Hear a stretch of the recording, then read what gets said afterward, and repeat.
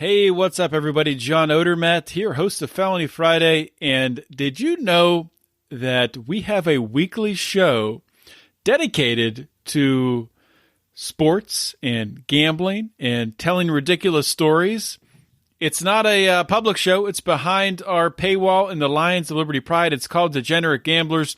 It is myself and Brian McWilliams and the elusive legal counsel of the Lions of Liberty, Rico.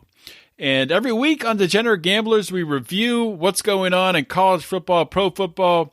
Maybe we talk a little bit of playoff baseball, not much though.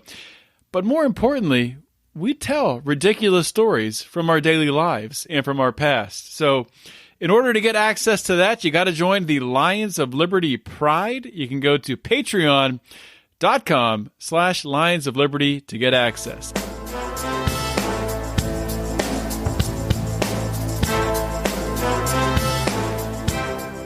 Welcome to Felony Friday, a presentation of the Lions of Liberty podcast. Here is your host, John Odermatt. Felons, friends, and freedom lovers, welcome back to another edition of Felony Friday, a weekly show right here on the Lions of Liberty podcast. If this is your first time listening to Felony Friday, shame on you. What took you so long? This is the 198th episode. You got a lot to catch up on. But thank you. If this is your first time, thank you for tuning in. Please, whoever sent you here, whoever sent you this link, please thank them, because we got a great show for you today. Got an awesome guest who is going to share her story of spending time in prison, the struggle that she went through, really in the lead up to prison, and then sort of a rebirth and a new outlook on life while she was in prison, and now after her time in prison, just doing some incredible things. So I'll introduce my guest in just a minute. Before I do that, just want to remind you that Felony Friday, one of 3 shows on Lions of Liberty. The other 2 is our Monday show hosted by Mark Clare. It's an interview show that focuses on libertarian philosophy, interviews leaders in the movement. Wednesday, we have Electric Liberty Land hosted by Brian McWilliams. It's your weekly shot of culture, comedy, and liberty. Of course, Friday, today, Felony Friday, the best show on Lions of Liberty. But I think Mark and Brian would agree that this is the most important show. In fact, I say that all the time because it's about the criminal justice system, and there's nothing more important than the individual. And I think more now than ever, with criminal justice reform, we have it's really one of the only policies, one of the only segments out there where we have a unified front, a lot of buy-in from people on the left, right, center, progressive, conservative, libertarian, moderate, whatever. People all agree the criminal justice system is broken and want to reform it. So you can get all 3 of our shows by subscribing anywhere you get podcasts. We're on all the apps, Apple, Stitcher, Overcast, TuneIn, Spotify. We're on everything. Just go to those, subscribe. We really do appreciate us. Leave us a 5-star rating and a review to help us out. Do appreciate that. Today's episode is 198, like I said, which means the show notes page can be found at lionsofliberty.com/FF198. Let's get rolling with today's show. My guest today on Felony Friday is Mimi Harrison. Mimi is an author and a formerly incarcerated individual. She served 5 years, or almost 5 years, and was released from prison in September of 2016.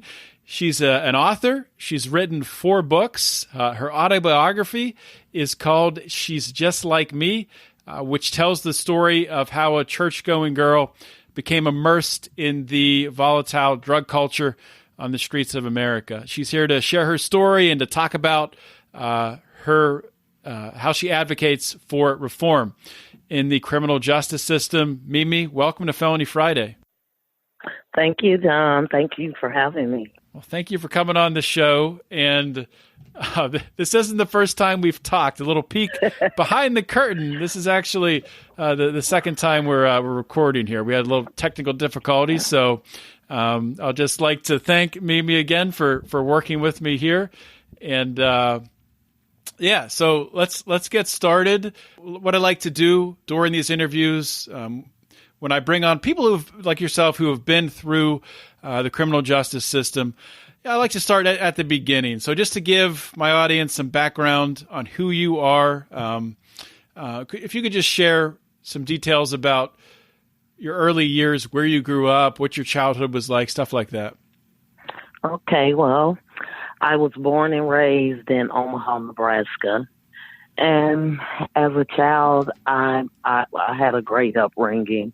My mom and my dad was both in the house. They were married. We stayed in church. We had a church upbringing. We were always in church. We did everything together. We traveled.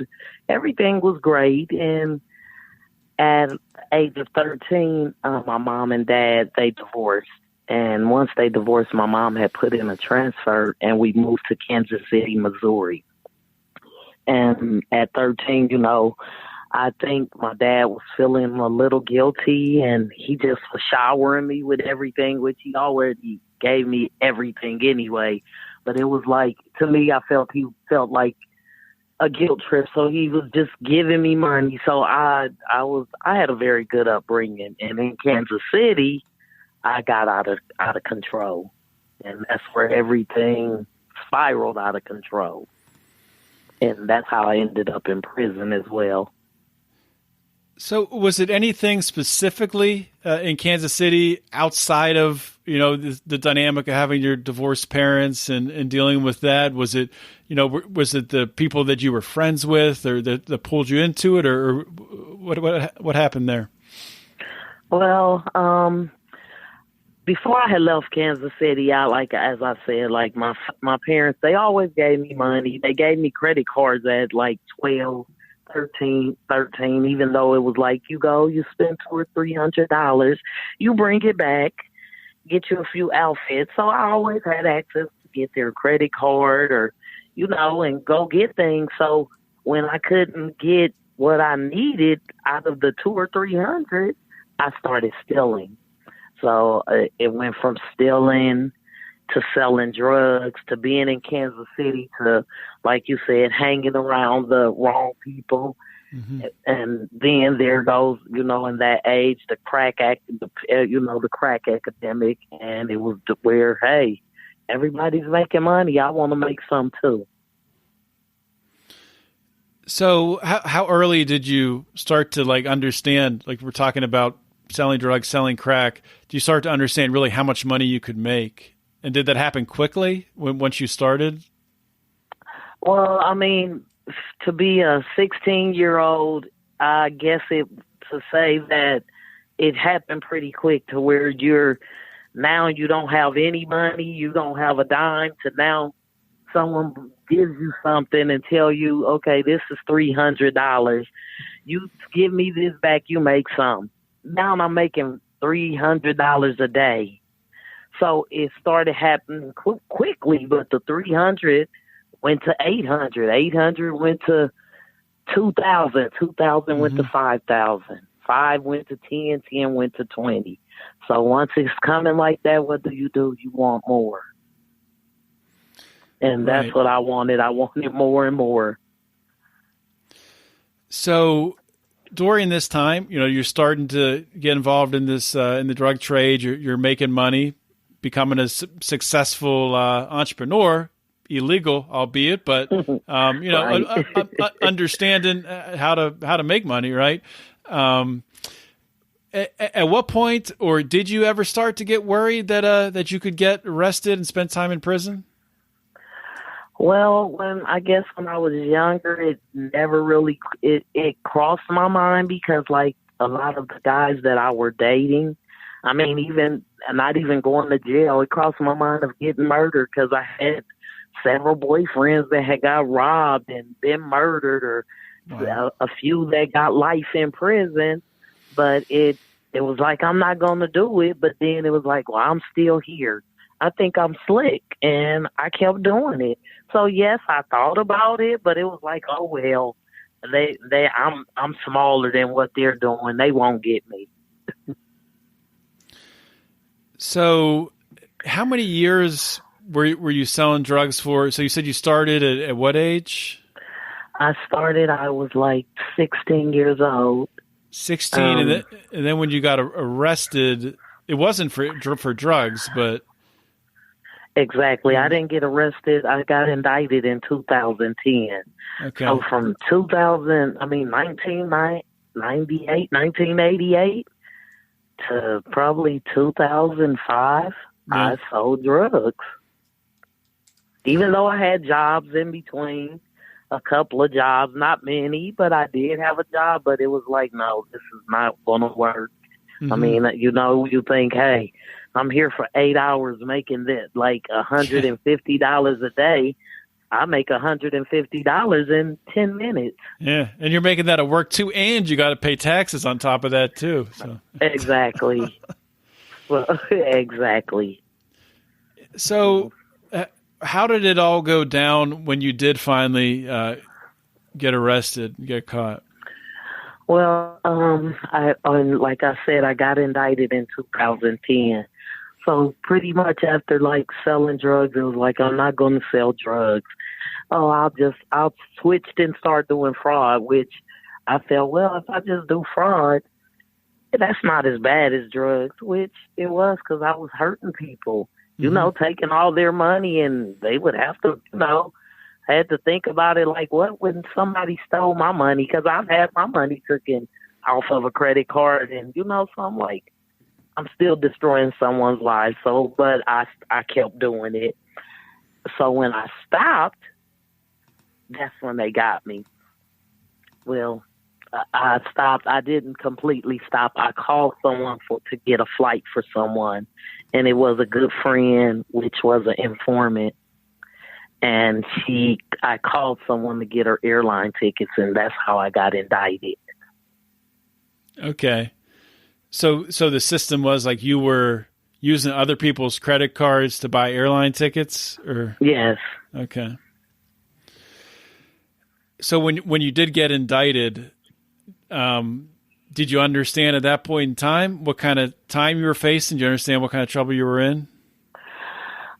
Yeah, I did, but I knew I was in trouble, but I didn't know I was looking at 7.5 years. Because for one, I'm like, well, it's fraud. I called somebody. I mean, these phone calls, what I was thinking was, okay, they're a couple of $100, so maybe they'll charge me with what I did, but they charged me with everything someone said I did, plus what I did.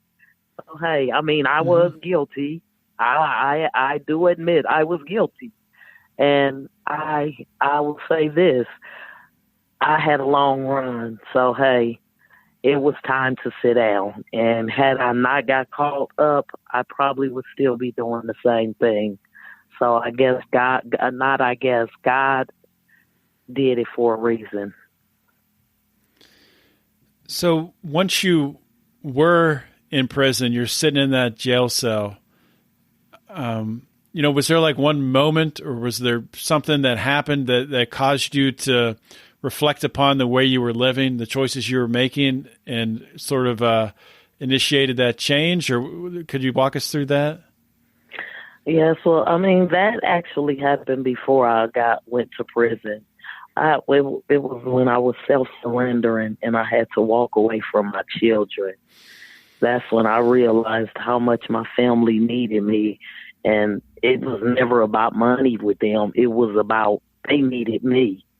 So that, before I ever even got in prison, that was the main thing, that it was like, I'm leaving my children. I did something bad that I shouldn't have done because my family needs me.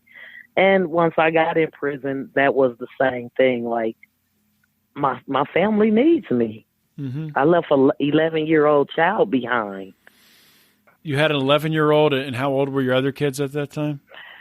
11, 25, and 27. Okay. And actually, my son was my co-defendant, and he's the 27-year-old. Right. And what sentence did he end up getting?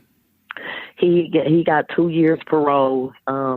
They indicted him because the informant, she gave him $170 for me. And really? also it was she gave him $170 for me, and he took that. And also they found it was a confirmation number in his phone. So he got indicted. He's never been in trouble in his life. And I mean, he's a good kid. I mean, really, like, no gun carrying, no anything. So, I mean, hey, I was guilty. He wasn't. Mm-hmm. Was that a felony or? Yes. Yeah, man. Yes. Well, at least he didn't get time for that. But yeah, that really stinks. Yeah, but he got a federal number, and I mean that's ridiculous for $170. It is, for sure. Yeah, so being away from my kids more than anything. Once I got inside, it was I did what I did. I have to take responsibility for what I did, and I take total responsibility. But that was hard, and thank God I had a really good support system, because I was shipped around and my family came no matter where I was. And other people, they didn't get visits. They don't get phone calls. They don't get anything. And it's so important for if people have someone that's incarcerated. I mean, just send them a letter. Mm-hmm. It means so much. Yeah, 100% agree with that. I don't know if there's been studies done on it or not, or I don't even think it matters if there's been studies done. It just makes logical sense.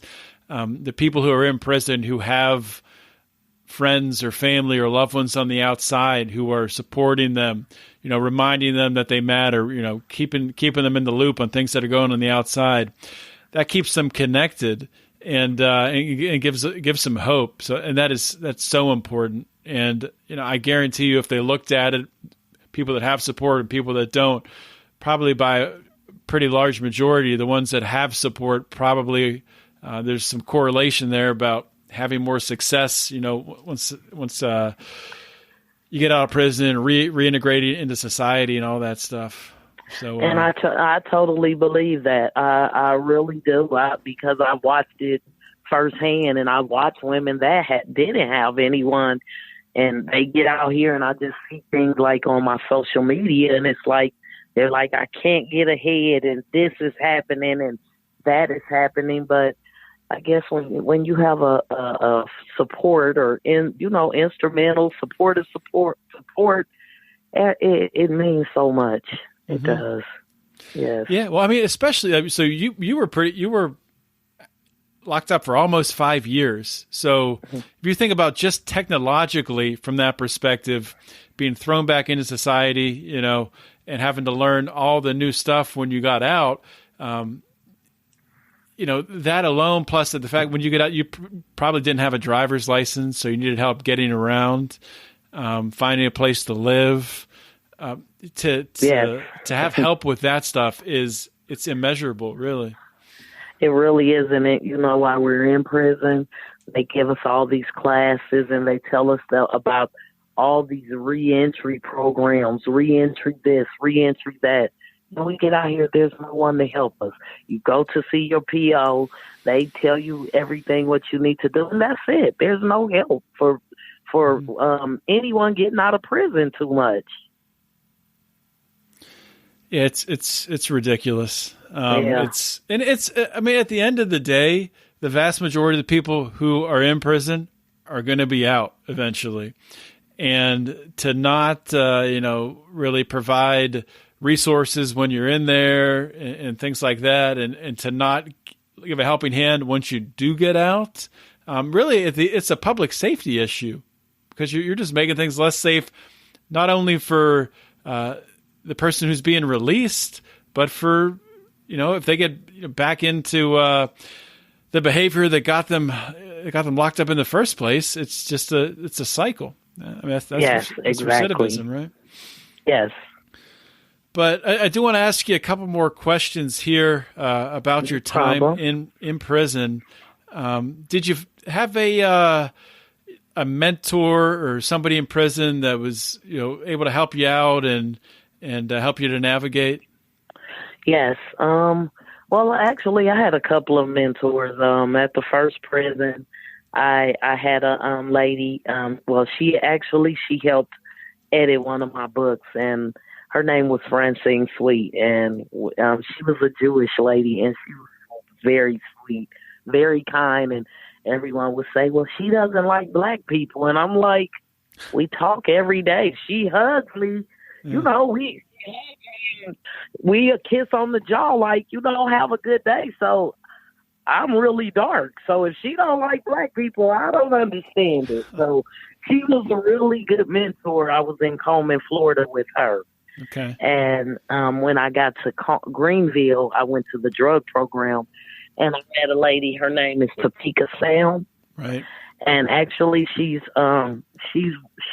does dignity for prison reform, and she's out of New York, and she has a transitioning home for women called The Loam. So we would walk the track, and she would tell me all of her ideas, and she would talk to me about my books and what was I going to do. And I told her I'm going to release a book when I get out, and I did that. And she's on CNN, and she's really doing a lot for prison reform.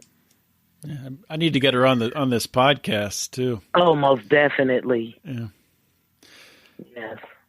She was just on the Tamron Hall show the other day. So really, yeah, okay. Yes, very happy and proud for her. So yeah, I see her. I met a lot of women. I met a lot of mentors in there, because first thing people think, oh, they in prison. They did this and that, but we're in prison. We made a mistake, and other people have to know they did things before, and they probably just didn't get caught. We made a mistake, and we paid for it, and now we're back out in society trying to get it back together. Yeah. They say the average citizen commits 3 felonies a day. So the only difference between people in prison and people who aren't is people in prison got caught. So it's not like everybody's not bending the law a little bit or breaking the law. That's just a reality. Right. So I wanted to ask you, I know that you wrote your first book actually before you went into prison, right? Yes. I actually started writing when I got indicted. Okay. So and you finished it before you started to serve your time? Yes, I did. I finished it. Actually, the day before I got indicted, I had my first book signing in Kansas City, Missouri, because I live in Atlanta. So I got indicted in Kansas City, and the day before I had a book signing that went really well, and that was my first book, my autobiography. She's Just Like Me. Okay. And what does the title? Does the title have meaning? I'm sure it does. She's Just Like Me. Actually, it does. I get ideas when I'm writing, and I'm not sure if you're aware of Jamie Foxx's song, She's Just Like Me. And he's talking about popping bottles in the club, and she's showing people love. And It's a lot of things he says. And I'm like, that's the name of the song, because that's me. Okay. That was me. So That's where that name came from. It's like basically we felt, hey, if a guy can do it, we can do it too. Mm-hmm. But it wasn't about being dominant with the guy. It was about just selling drugs or making money, mm-hmm. Yeah. Okay. When did you first realize you wanted to write an autobiography? Oh, well, probably like 1997, 8. I was telling people I'm going to write a book, and I said it for years and years, and people would say, you need to write a book. And because I was always everywhere, running around the United States, just doing things, basketball games, all-star games, football, Super Bowl. I was everywhere. So they was like, you need to write a book. And I didn't. And when I got indicted, I picked up my computer and I started writing. And now I have 3 books published, and I have one that I'm about to publish, and I also have my own publishing company called Boss Status Publishing. So we even help people that's incarcerated. If they want to get books out, we help them as well. Oh, that's awesome. So how hard was that to get off the ground, the Boss Status Publishing? Well, I have a business partner, and her name is Cherise Senior, and she was out here she was out, here, and she's in the corporate world. So we pretty much had our everything going before I even left. So she was handling everything when I was gone. So when I came out, I just pretty much had to pick back up and, relearn how, just re-educate myself on everything. And everything's going pretty good now. I mean, I won't say that it's great because I'm still trying to get myself together. Mm-hmm. Yeah, so I know that you like to cook as well. So would you say that your 2 passions then are cooking and writing? Yes, cooking, writing, and I just love people. I love hard. So those are my passions, to just help people. Yes, the cooking, I'm planning on having a food truck within the next 2 years. And hopefully after that, I would like to have a restaurant. Okay. So what would be the theme of the food truck? Oh, that's actually, that's what I don't know what I really want to have on it, because there's so many different food trucks that I do want to be different. But right now, I'm just aiming for the regulars, like burgers, fries, chicken, soul, like greens, the sides, soul food sides, macaroni and cheese. Yeah. So. Yeah. Well, I mean, food trucks are awesome. They're one of my favorite things. But I know that they, depending on the city, you got to get all the permitting and all that stuff, which can be a headache. But I wish you the best of luck with that, because I love food trucks. You'll have to try my cooking. Yeah, for sure. Getting hungry just hearing about it. I do want to ask you another question here. So, we've talked about some of the things you're passionate about. I personally believe that each individual has, unique gifts. Some people call them superpowers, things that really, when we're using them, we're really able to help the most people, impact the most lives. What would you say your gift or your superpower is? I think it's my honesty and integrity, and I think I draw people to me, and it's like people will come for advice, or they just didn't. People come around me and they say my spirit is so warm. So it's like I'm a nurturer. And I guess I'm always trying to help or give. I don't care if it's feeding someone or just listening, not even talking, just listening. And so I would say that's my gift, even though writing and those, but that is my true gift. Mm-hmm. Well, I mean, honestly, I would definitely agree with that. Just in the short time I've spoken with you, I said at the top of the show we had the technical difficulties with the recording, and we had to do this again, and you were immediately, without a question, how can I help? How can we do this? And so I 100% agree with that. Yes, no problem, John. So before I let you go here, I do want my listeners to know how to learn more about you, maybe follow you on social media, how to read your books. I can put links on the show notes page. Are they all on Amazon or? Yes, they are. They're on Amazon. They're on Kindle. They're on the Kindle. They're on the iBooks on iPhone. They're pretty much everywhere. So, but Okay. Amazon.com, and I also, like, if you go to my Instagram or my Facebook, and they like send DM me or something, I also do sign copies myself. I have books on hand that I will sign as well. Okay. What's your Instagram handle? Boss Status Pub. Okay. So that's all your social media, Boss Status. Yes, it is. Okay. Everyone, Instagram, LinkedIn, Facebook, Twitter, every one of them. They're all the same. Boss Status Pub. You know, I forgot. I said I didn't have any more questions, but I forgot one. I think it's important, especially, you know, considering what you've been through. And when you look at the timeline, 5 years ago, about, I guess was it 5 years? I guess it was less than 5 years ago. You got out of prison in 2016. It's 2019 now, so 3 years. Yes.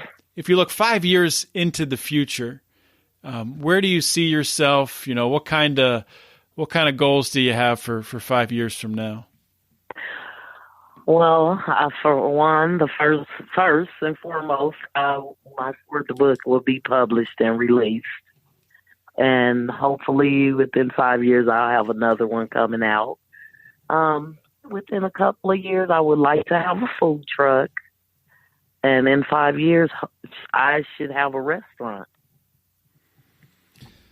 I like it. That is, that's a lot. That's exciting, though. And it's all stuff you're passionate about.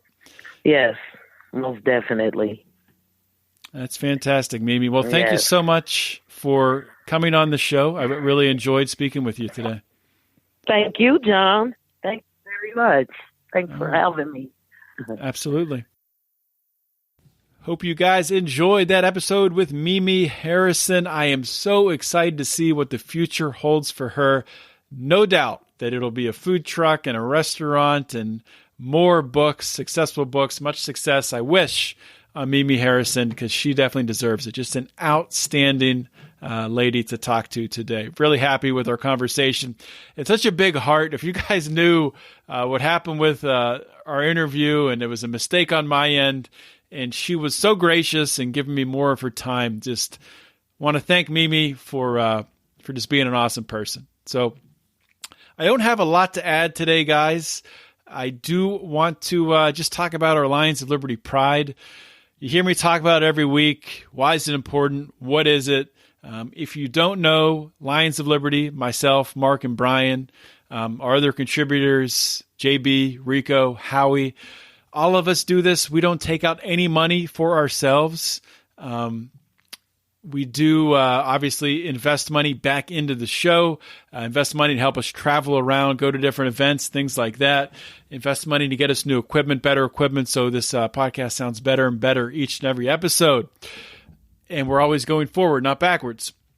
Eventually, we would love to be able to sort of build a revenue stream, if you will, off of this podcast to be able to help us to free up more of our time, to give you a better product. And in order to do that, we're going to need your help, guys. So the way that you can help us is by going to patreon.com/Lions of Liberty. And you can give us as little as $2 a month, and you get access to our private Facebook group. You give us $5 a month, you get our bonus content. $10, you get a bunch of merchandise and stuff like that. Up from there, there's a bunch of other levels.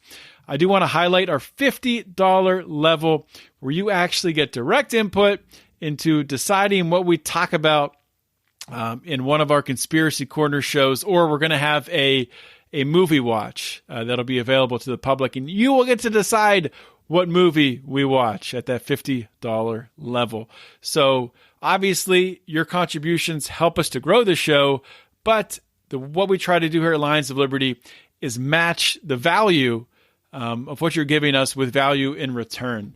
We're doing the best we can to do that, and we like to think we are some of the best in the business at providing our patrons with value. So please check that out, patreon.com/Lions of Liberty. I am exhausted. I've been talking for sounds like forever, because prior to recording this here, I was on another podcast, friend of the show, Tori Wachtel, and the Unuseful Idiots podcast, which I believe is airing this Sunday night or Monday morning. I think I publish this. So Monday morning it'll be in your inbox. Subscribe to his podcast to hear me on the Unuseful Idiots podcast. And you get to hear my backstory. You get to hear what I think about gun rights and all kinds of other assorted things. I also talk quite a bit about Ross Ulbricht and Silk Road. So check that out. That's enough. I've talked enough. Hope you guys have an awesome weekend. I'm going to have a great one. And this is John Odermatt signing off. Always remember to keep your head up and the fires of liberty burning.